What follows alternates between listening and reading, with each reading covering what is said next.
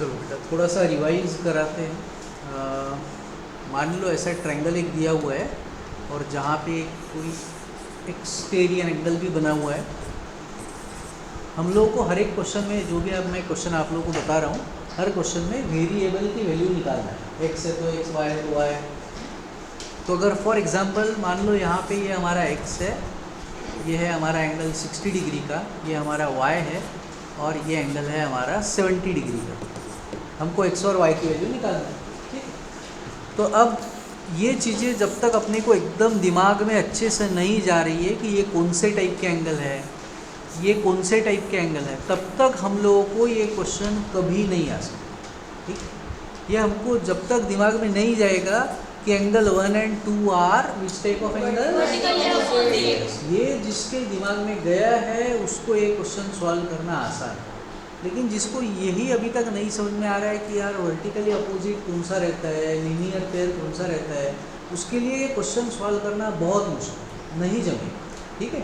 तो मैंने आप लोगों को स्टार्टिंग में ऐसे समझाया भी था और कुछ क्वेश्चन करने को होमवर्क भी दिए थे, है ना। फिर से एक बार बताता हूँ। देखो, जो एंगल आमने सामने के होते हैं उनको हम लोग वर्टिकली अपोजिट एंगल बोलते हैं। वो एंगल हमेशा एक दूसरे को इक्वल रहते हैं। तो एंगल 3 या एंगल 4 को हमेशा इक्वल रहेगा, एंगल 2 या एंगल 1 को इक्वल रहेगा। वैसे ही अगर दो एंगल मिला के अगर स्ट्रेट एंगल बन रहा है, स्ट्रेट एंगल कितने डिग्री का होता है, 180 डिग्री का, है ना। तो दो एंगल देखो, यहाँ पे अगर ये एंगल मेरा x है और ये इधर वाला एंगल अगर ये y है, दोनों को जोड़ता हूँ तो मेरी सीधी लाइन बन रही है। तो हम लोग बोलते हैं कि x और y जो है इनको ऐड करके 180 बनेगा। क्यों? क्योंकि तो लीनियर पेयर। डाउट है? ये दिमाग में गया तो ये क्वेश्चन आसान।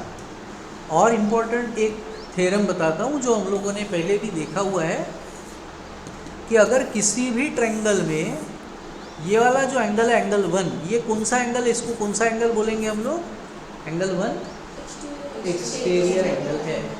ये एंगल कौन से दो एंगल के एडिशन के इतना रहेगा, 4 and 3। बस ये जिसको आ गया उसके लिए पूरा चैप्टर झंडुआ, ठीक है। सो जो एक्सटीरियर एंगल होता है वो दूर के दो इंटीरियर एंगल के एडिशन के इतना रहता है। इंटीरियर एंगल कितने हैं, 3, बराबर ना, 1 2 3। अगर मैंने यहाँ पे एक्सटीरियर एंगल निकाला है, ये एंगल मेरा x जो है वो दूर के दो इंटीरियर एंगल के एडिशन के इतना रहेगा। मतलब वरद एंगल x कैसे पता चलेगा, इसको ऐड करके मिलेगा, 2 और 3। हाँ, जिसको पूछा उसको बताने दीजिए बेटा। x will be equal to 2 + 3, ठीक है। ये सबको समझ में आ गया? हाँ, तो क्या स्टेटमेंट। तो अभी मैंने क्या बताया आप लोगों को कि जो एक्सटीरियर एंगल होता है वो दूर के दो इंटीरियर एंगल के एडिशन के इतना होता है, वही लिखना है इंग्लिश में, ठीक है। So exterior angle of triangle is equal to sum of two interior opposite angles। Interior opposite angles के लिए दूसरा वर्ड भी यूज करते हैं बहुत बार, रिमोट इंटीरियर एंगल्स। रिमोट मतलब दूर के। तो ये दो में से आप कुछ भी लिख सकते हो, इंटीरियर अपोजिट लिखो या रिमोट इंटीरियर एंगल्स, ठीक है। रिमोट मतलब दूर। ये हम लोगों ने जब चैप्टर किया है, क्वेश्चंस किए, तो उस वक्त हम लोगों ने लिखा था सारा, ठीक है।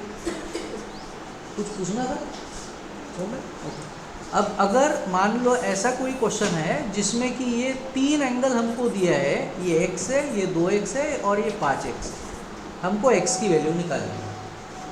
तो इस क्वेश्चन में हम लोग क्या करते हैं, बाहर का तो कुछ एंगल का से लेना देना ही नहीं है। 3 एंगल है, तीनों ही अंदर के ही है, तो हम लोग बोलेंगे तीनों एंगल को ऐड करके आएगा 180 डिग्री। तो तीनों अंदर के एंगल को ऐड करके 180 आता है ट्रायंगल का, है ना। तो हम लोग इसको लिखते हैं sum of all angles of triangle is 180 degree. तो इसका मतलब एक एंगल हुआ है x, दूसरा हुआ 2x, तीसरा हुआ 5x, तीनों को ऐड किया तो आंसर आया 180।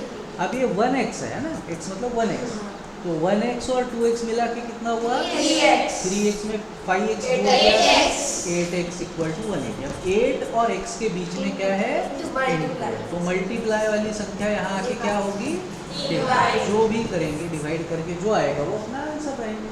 मान लो फॉर एग्जांपल बता रहा हूँ, आता नहीं है इतना आंसर। फॉर एग्जांपल मैंने लिखा कि फॉर एग्जांपल 20 डिग्री है, ठीक है, x की वैल्यू मिल गई, फॉर एग्जांपल 20 है। और अगर हम लोगों को बोला कि आप लोग क्या करो, एंगल ए बी सी तीनों फाइंड करो, कितने डिग्री के है बताओ, तो ऐसे में हम लोगों ने क्या किया होता, हम लोगों ने बोला होता कि भैया एंगल ए जो है वो तो x है और x की वैल्यू कितनी है 20, तो इसका मतलब एंगल ए कितने का बन गया 20 का बन गया।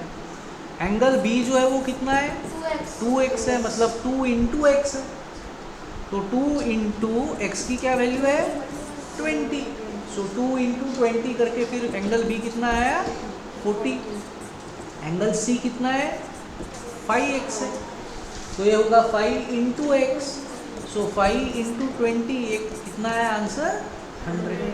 अगर पूछते हैं तो हम लोग बाकी आंसर भी निकाल सकते हैं, ठीक है। मैंने ऐसे ही समझाने के लिए दिया, 2 बार 3 बार बताया, 20 नहीं आ रहा है, ठीक है, नहीं तो मुझे डिवाइड करूँगा तो पॉइंट में आंसर आएगा, फिर आपको मल्टीप्लिकेशन भी समझाना पड़ेगा पॉइंट वाला, इसलिए मैंने ऐसे ही कर दिया। डाउट है, कुछ पूछना है पक्का? चलो अब ये क्वेश्चन देखते हैं। ये अपने को डायग्राम दिया हुआ है, हमको निकालना है इसमें x और y। तो अब भरत कुमार मुझे बताओ, ये x और ये 60 ये कौन से टाइप के एंगल है? Very nice. तो मैंने इसको ऐसे लिखना है, x और 60 ऐड करके 180 आएगा, क्यों? क्योंकि ये है लीनियर पेयर। ये रीज़न लिखना ज़रूरी है, नहीं तो अपने मार्क कटेंगे, ठीक है। अगले स्टेप में x निकालने के लिए प्लस 60 इस तरफ जाएगा तो क्या होगा माइनस, आ गया अपना आंसर, x मिल गया, ठीक है। बहुत आसान क्वेश्चन। अब देखो, जब आप लोगों को y निकालना है तो अलग अलग मेथड कर सकते हो, मैंने आप लोगों को पढ़ाते वक्त भी अलग अलग मेथड्स बताई थी। एक आप मेथड ये कर सकते हो कि जिसमें आप लोगों ने क्या किया, ये बाहर वाला x को भूल गया, ये y है, ये 70 है, ये 60 है, दिया है ना इतना, तो y तो इसके ऊपर से भी हम लोग निकाल सकते हैं ना। Sum of all angles of triangle कितना आएगा 180 आएगा। तो अगर 2 एंगल अपने पास दिया है तो तीसरा एंगल तो मिल ही जाएगा ना, 60 + 70 + y = 180। डाउट है? 60 70 मिला के कितना हुआ 130 + y = 180।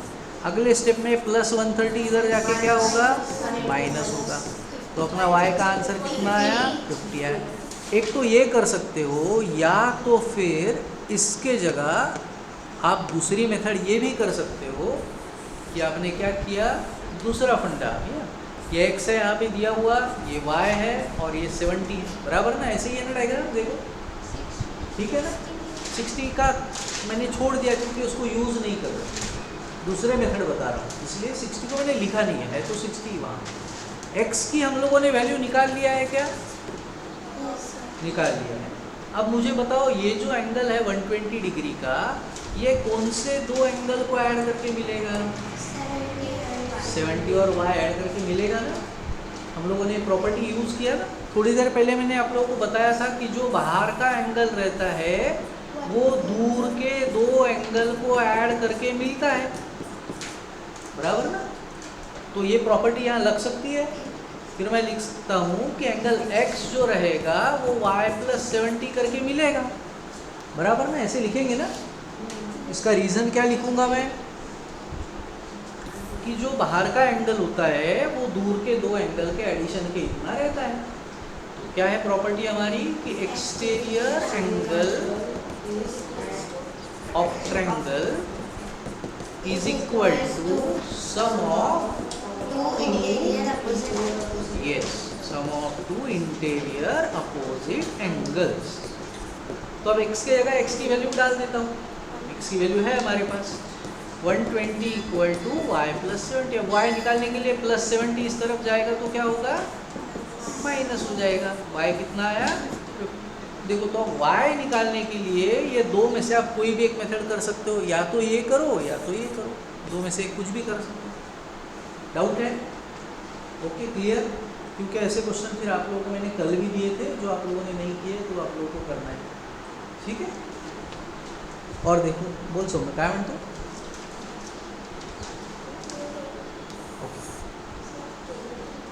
तू केले रे, सगळ्यांनी नाही केले ना रे बेटा. काही काही लोकांनी लिहिलेच नाही, काही लोकांना वेळ नाही भेटत, बिझी राहतात. तू यार काही खाली बिली आहे का सगळ्यांना? तुला काय अभ्यास राहत नाही, तू होमवर्क करून टाकतो. काही लोक आपल्याकडचे एकदम बिझी आहे, त्यांना वेळच नाही राहत.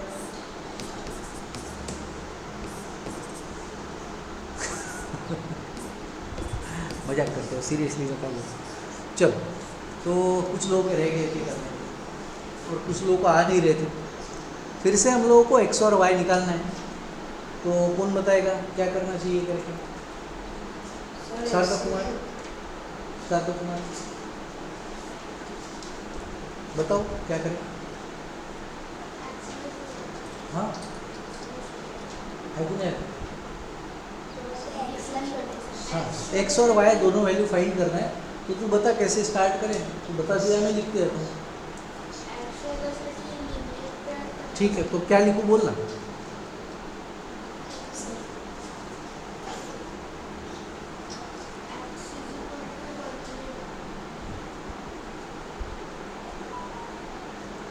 हाँ बराबर. Sir, 140 plus x is equal to 180. Very nice, Because he is शाबाश, परफेक्ट. बराबर ना. दो एंगल मिला के स्ट्रेट लाइन बन रही है, तो दोनों को एडिशन 180 लीनियर. सार्थक अगली step.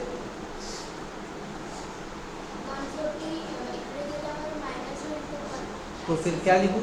x is equal to, शाबाश, तो x मिल गया हमको. ठीक है, अभी y निकालना है. तो दो मेथड है, थोड़ी देर पहले मैंने आप लोगों को बताया. हाँ, y कैसे निकाले बताओ, कोई भी मेथड बताओ जो अपने को आसान. देखो जब दो मेथड है तो अपने को जो आसान लगते हो कर सकते हैं हम. ठीक, बोलो. हाँ plus हाँ 40 हाँ plus 1xx. हाँ, मैं पहले उसका नाम लिख देता हूँ. Okay, 50 plus x plus, 140. हाँ रुक जाओ बेटा. हाँ, इज इक्वल टू, 180. ठीक, इसका रीज़न बताओ. Sum of all angles in a triangle is 180. बहुत बढ़िया. Sum of all angles of triangle is 180. अब मुझे बताओ कि ये जो 140 है वो ट्रायंगल के अंदर का एंगल है क्या? तो फिर उसको कैसे हम लोग एडिशन में लिख रहे हैं? ये तो बेसिक चीज़ है, ये तो नहीं गलत होना चाहिए ना. नहीं तो फिर बराबर आएगा कब अपना? ट्रायंगल के अंदर के एंगल को ऐड करके 180 आने वाला है. एक्स जो है वो अंदर का एंगल है क्या? नहीं है, अंदर का नहीं है ना मेरी माँ. बाहर, अच्छा सॉरी, एक्स अंदर का है. 140 तो नहीं है ना, है ना. तो 140 को क्यों लिख रहे हो वहाँ पे? जो अंदर के एंगल है वो लिखो. तो अंदर के एंगल कौन से बताओ फिर? Sir, 50 हाँ by हाँ, plus x. 50y और x. तो ये मुझे मिटा देना पड़ेगा. 50 plus y plus x equal to 180. आगे बताओ. Sir, 50 plus 40 शाबाश, plus x plus by y. is equal to 180. Okay, 50 और 40 को प्लस करेंगे 90 आएगा. Plus 5 is equal to 180. ठीक है, माइनस करेंगे 180 और 90 को. शाबाश, आ गया y. आसान है. ठीक है, एक्सटीरियर एंगल की प्रॉपर्टी भी लगा सकते थे अगर लगा जाए तो, जिसको जो आसान लगता है. ठीक है, चलो और देखते हैं क्वेश्चन. दिमाग में जा रहे हैं? ओके,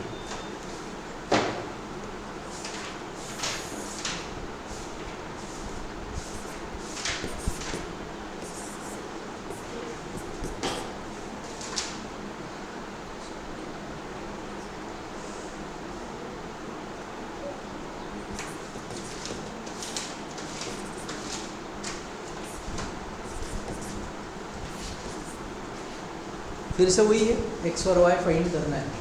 ठीक है, तो सांग सन्मय.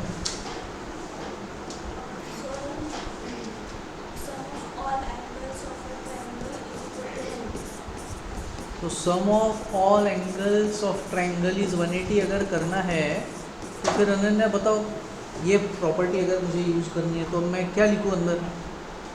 सर 70 हाँ प्लस 30 हाँ, प्लस 1 शाबाश। इक्वल अभी दिमाग में गया, अंदर के एंगल को ऐड करना है ना। Sum of all angle of triangle है तो इसको नहीं लेंगे उसमें, ठीक है, परफेक्ट। आगे बताओ। सर दोनों को ऐड करेंगे शाबाश। प्लस 5 हाँ इक्वल टू 180 हाँ, और 100 और 100 को माइनस तो क्या लिखूँ यहाँ बताओ? 180 माइनस 100 स्टेप बाय स्टेप करेंगे बेटा हम लोग हमेशा। तो y मिल गया, चलो ठीक है। तो अभी सार्थक कुमार बताओ x कैसे निकालें?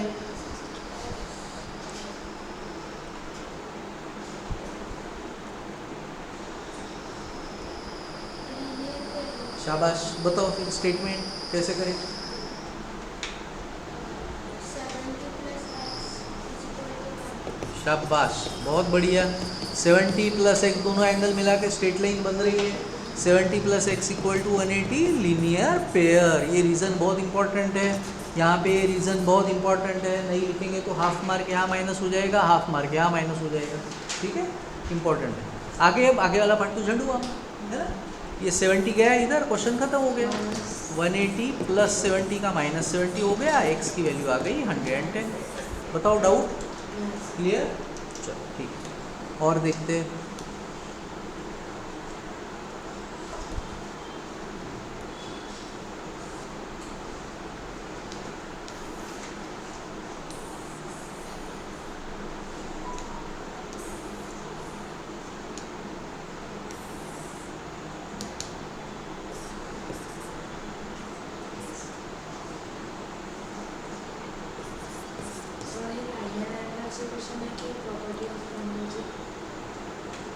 मेरे ख्याल से तो प्रॉपर्टीज ऑफ ट्रायंगल वाली ही है।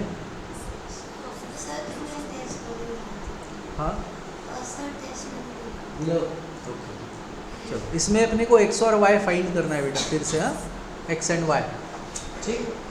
तो बता रहे हो? ओके, तो चश्मा ऐसे पकड़ा मेरे को लगा बता रहे हो। कौन बताएगा? हाँ भरत कुमार, शाबाश, बोलो। कहीं कुछ नाम देना है तो दे सकते हैं। हाँ? ये अच्छा, ये वाला अंदर का एंगल, ठीक है, इसको क्या नाम दूँ? z दे देता हूँ। ओके, शाबाश। z जो है वो 50 का होगा। क्या रीज़न है? देखो अब ये आएगा तो ये तो क्वेश्चन आएंगे। जब तक ये नहीं आता है कि भैया ये लीनियर पेयर रहता है और ये वर्टिकली अपोजिट, तब तक अपने को कभी भी चैप्टर नहीं जमेगा, ठीक है। ये आना ज़रूरी है।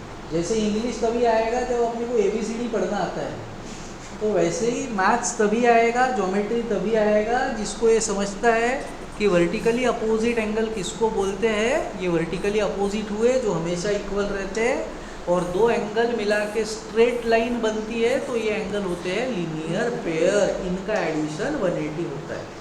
ये जिसके दिमाग में घुस गया है उसके लिए क्वेश्चन आसान है। जिसको इसमें अभी भी कंफ्यूजन है तो फिर गड़बड़ होगा। परफेक्ट है, z और y लीनियर पेयर, शाबाश, ठीक। हाँ, कौन सा 50 और y, हाँ बिल्कुल बिल्कुल परफेक्ट, यस। चलो तो z अपने को मिल गया 50 डिग्री, ठीक है। हाँ भरत कुमार बताओ आगे अब कैसे कर सकते हैं? सर x प्लस 2x हाँ। Equal to 3x। सिर्फ दो एंगल को ऐड करके क्या मिला अपने को? सिर्फ दो एंगल को ऐड करके क्या फायदा हुआ? हाँ सर, हाँ यस, मतलब हम लोग ये प्रॉपर्टी लगा सकते हैं कि sum of all angles of triangle is 180। हाँ सार्थक बताओ आगे। हाँ हाँ हाँ, क्या बात है, बहुत बढ़िया है, बहुत बढ़िया है ना, करेक्ट। चलो नाइस। अब z की वैल्यू तो पता है अपने को, z की जगह z की वैल्यू डाल देंगे। 50, 2x और 1x मिला के कितना हुआ? 3x equal to 180। अब इसको ऐड करके 53x नहीं करना है, अनलाइक टर्म्स है ना। तो 50 को 180 के तरफ ले जाना पड़ेगा, तो प्लस का क्या होगा? माइनस हो जाएगा। ये 3x आया, सो 3x इक्वल टू 130। मल्टीप्लाई का 3 इस तरफ आके क्या होगा, डिवाइड होगा। तो अब 130 डिवाइडेड बाय 3 पॉइंट में आ रहा है आंसर। मैं इसको ऐसे ही छोड़ देता हूँ क्योंकि अपने को एग्जाम में ऐसी संख्या नहीं आएगी, पॉइंट वाली नहीं आएगी। अभी अगर मैं डिवाइड करूँगा तो आंसर पॉइंट में आएगा, तो इसको छोड़ देता हूँ ऐसे, ठीक है। अगर एग्जाम में मान लो गलती से ऐसा क्वेश्चन आपको आ गया तो आपको डिवाइड करके पॉइंट में निकालने की ज़रूरत नहीं है, आप इसको ऐसे ही लिख दो डिग्री करके, क्वेश्चन खत्म, कोई प्रॉब्लम नहीं, ठीक है। ओके, अभी बचा क्या अपना y तो झड़ुआ में आसानी से मिल जाएगा, जैसे मैं बोला, बताओ। शाबाश, z plus y 180 linear pair, शाबाश। यस, z हम लोगों ने पहले ही निकाल लिया था, तो 50 प्लस वाई 180, शाबाश, y 130। Doubt clear? चलो और बताओ कौन से टाइप के क्वेश्चन बताओ अभी आप लोग को, कहाँ पे गड़बड़ हो रहा है।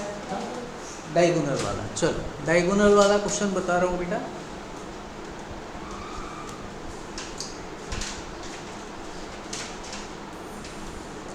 डायगोनल वाला क्वेश्चन उसको आ जाएगा जिसको पाइथागोरस थ्योरम दिमाग में गया है। पाइथागोरस थ्योरम अगर दिमाग में गया है तो डायगोनल वाला आ जाएगा।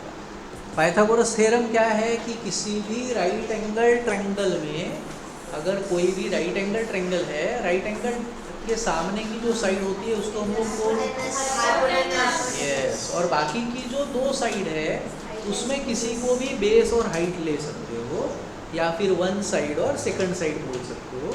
तो पाइथागोरस थ्योरम का ये फॉर्मूला है, hypotenuse square is equal to yes, base square plus height square लिख सकते हो, या तो one side square plus second या फिर अदर साइड स्क्वायर लिख सकते हो, ठीक है, एक ही बात। अब देखो इसमें जो तीन चीज़ें हैं, तीन में से हर क्वेश्चन में कोई भी दो वैल्यूज दी होती है, हमको तीसरी वैल्यू निकालनी होती है, एकदम आसान है। मान लो 2 मिनट के लिए स्क्वायर को भूल जाओ, क्वेश्चन में समझ लो कि स्क्वायर नहीं है, लेकिन 2 मिनट के लिए समझने के लिए बोल रहा हूँ, भूल जाओ। अगर मान लो हमारा कोई ऐसा क्वेश्चन है x is equal to 5 plus 8, तो x निकालने के लिए क्या करेंगे, प्लस कर देंगे। x इक्वल टू 5 प्लस 8 है तो x कितना आएगा, 5 प्लस 8 करके ही आएगा ना, तो x कितना आया 13, ठीक है। कंफ्यूजन वही तो बोला था, 2 मिनट के लिए वो भूल जाओ करके इसको। मैं आपको फंडा लॉजिक समझा के दे रहा हूँ कि क्या करना है, क्वेश्चन में स्क्वायर वाला करके दे रहा हूँ। अगर क्वेश्चन हमारा ऐसा रहता, यहाँ पे 8 इक्वल टू एक्स प्लस 3, अब x की वैल्यू निकालने के लिए क्या किया होता, हाँ यही मैं समझा रहा। ये तीन संख्या में से अगर इधर की दोनों संख्या दिया है तो सादा ऐड कर दिया हमने, लेकिन अगर इन दोनों में से एक संख्या दी है और इधर वाली संख्या दिया है, हाइपोटेनस दिया है, तो ये संख्या निकालने के लिए 3 इधर जाएगा तो क्या होगा, माइनस होगा। यहाँ प्लस है तो प्लस की संख्या यहाँ जाके माइनस होती है, ठीक है। अब देखते हैं, क्वेश्चन करते हैं।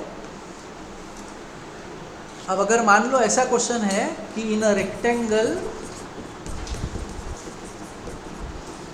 लेंथ एंड ब्रेड्थ आर, मैं अपने मन से कोई संख्या ले लेता हूँ बेटा,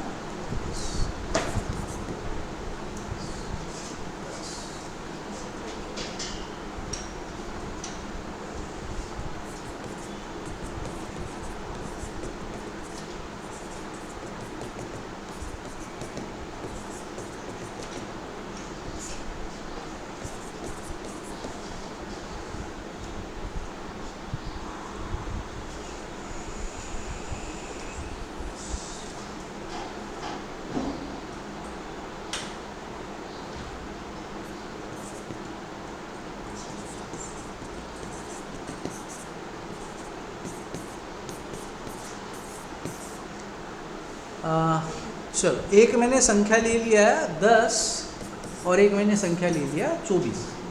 late length and breadth B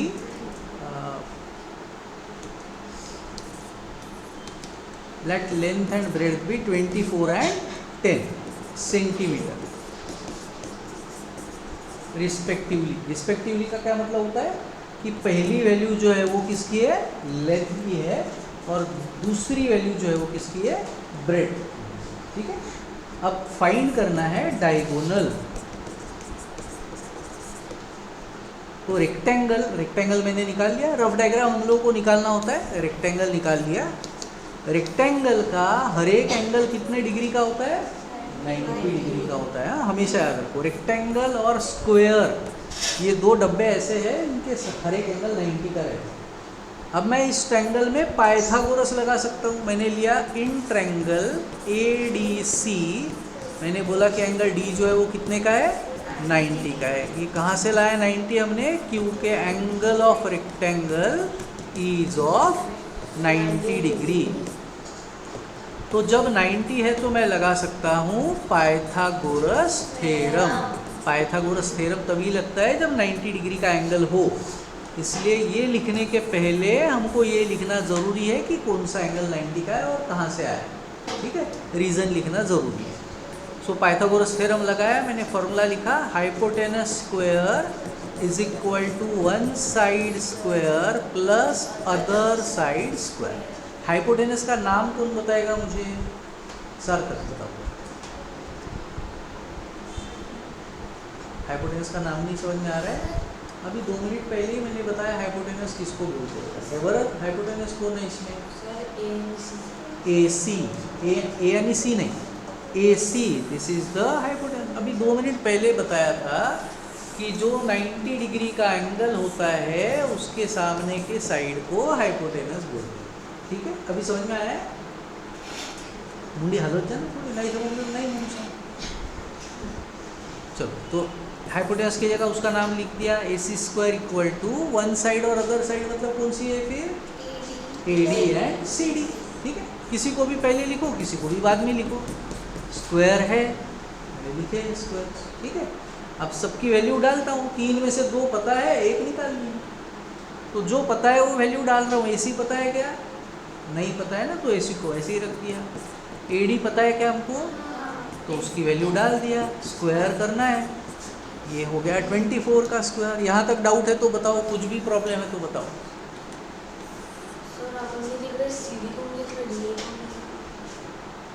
कुठेही घेऊ शकतो कोणाला पण, one side and second side है ना। तो one side square, second side square. अब वन साइड AD लो या वन साइड CD लो, 2 साइड है ना।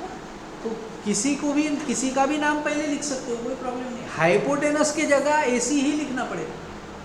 हाइपोटेनस वहाँ पे डायग्राम में AC है, उसको नहीं कुछ कर सकते उधर उधर। ठीक है, बाकी दोनों में से कोई भी पहले लिखो, कुछ फर्क नहीं पड़ेगा। ठीक है, और कुछ डाउट है किसी को, कुछ पूछना है? चलो, अब AC का स्क्वायर मैंने वैसे ही लिखा। 10 का स्क्वायर अनन्या कैसे निकालेंगे? शाबाश। तो 10 का स्क्वायर 10 इंटू 10 करके निकालेंगे, प्लस लिखा मैंने 24 का स्क्वायर 24 इंटू 24 करके निकालेंगे। ठीक है ना। 10 इंटू 10 का मेरा आंसर आया 100, 24 इंटू 24 आया 576, ऐड कर दिया, मेरा आंसर आया 676। लेकिन ये AC की वैल्यू तो नहीं है, ये तो AC के स्क्वायर की वैल्यू है। अब मुझे निकालनी है AC की वैल्यू, है ना। जैसे कि ये 100 जो वैल्यू है, ये 100 वैल्यू AD की है क्या? AD की वैल्यू 100 थी क्या? AD की वैल्यू कितनी थी? 10 थी। उसके स्क्वायर की वैल्यू 100 है। तो वैसे ही ये AC के स्क्वायर की वैल्यू है, हमको तो AC की वैल्यू चाहिए। तो इसलिए मैंने आप लोगों को इसके लिए हाँ बराबर, इसलिए मैंने आप लोगों को एक शॉर्टकट मेथड बताया था कि आप कैसे याद रख सकते हो, कैसे ढूंढ सकते हो कि ये इसका आंसर क्या आएगा। थोड़े से मैंने रफ में लिख के दिया था पार्ट, वो आप लोगों ने लिखा नहीं था, बहुत से लोगों ने। अभी लिख लेना। 10 का स्क्वायर 100, 20 का स्क्वायर मतलब 20 इंटू 20, 20 इंटू 20 कितना आता है 4। 30 का स्क्वायर मतलब 30। अब ये देखो कि ये 676 ये 100 और 400 के बीच में आता है क्या? नहीं। 400 और 900 के बीच आता है क्या? इसका मतलब हमारा आंसर जो है वो 20 और 30 के बीच में ही है। अब हमारी संख्या में एंड का नंबर कौन सा है? 6। अब 20 और 30 के बीच में हमारे नंबर कौन से आए? या तो 21 का स्क्वायर रहेगा, या तो 22 का रहेगा, या 23 का रहेगा, या 24 का रहेगा, या 25 का रहेगा, या 26 का रहेगा, या 27 का रहेगा, या 28 का रहेगा, या 29 का रहेगा। बराबर ना? ठीक है। अब ये भी सब कुछ करके देखने की ज़रूरत नहीं है, बहुत आसान है। 1 1 सा कितना आएगा? हमको आखिरी में क्या चाहिए? तो ये पॉसिबल नहीं है। 2 2 सा मतलब ये भी पॉसिबल नहीं है। 3 3 सा तो ये भी पॉसिबल नहीं है। 4 4 सा तो ये पॉसिबल है। अपने को आखिरी में क्या चाहिए? 6। पॉसिबल है बोला मैंने, आंसर है ऐसे नहीं बोला। थोड़ा सुनते जाओ यार आराम से। 5 5 सा 25 का 5 आएगा तो ये पॉसिबल है क्या? नहीं। 6 6 सा 36 का 6 ये पॉसिबल है। 7 7 सा 49 का 9 ये पॉसिबल नहीं है। 8 8 सा 64 का 4 ये पॉसिबल नहीं है। 9 9 सा 81 का 1 ये पॉसिबल नहीं है। इसका मतलब देखो, अपने को सिर्फ इससे ही समझ में आ जाता है कि या तो हमारा आंसर 24 रहेगा या तो 26 रहेगा। इतना आसान है। ठीक है, दोनों मल्टीप्लाई करके देख लो, समझ में आ जाएगा। और इस क्वेश्चन में तो ये भी करने की ज़रूरत नहीं है। 24 का स्क्वायर पहले ही हम लोगों ने निकाला है, कितना आता है? इसका मतलब 24 का तो है ही नहीं, फिर किसका है? 26।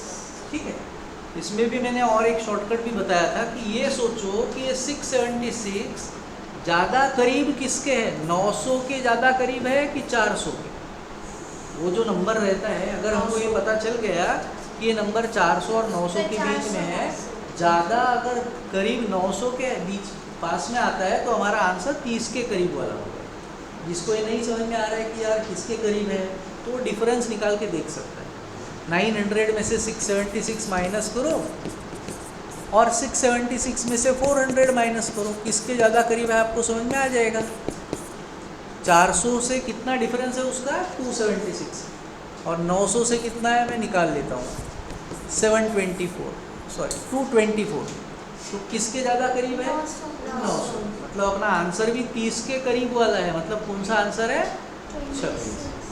ठीक है, ये मेथड थोड़ी सी याद रखो। तो AC का आंसर फिर कितना आया हमारा? 26 सेंटीमीटर। जो यूनिट है वो लिखना बहुत ज़रूरी है। क्वेश्चन में अगर यूनिट सेंटीमीटर दिया है तो हमको सेंटीमीटर लिखना है, मीटर दिया है तो मीटर लिखना है। डाउट है? पक्का? आप लोगों को करने हैं क्योंकि ऐसे क्वेश्चन फिर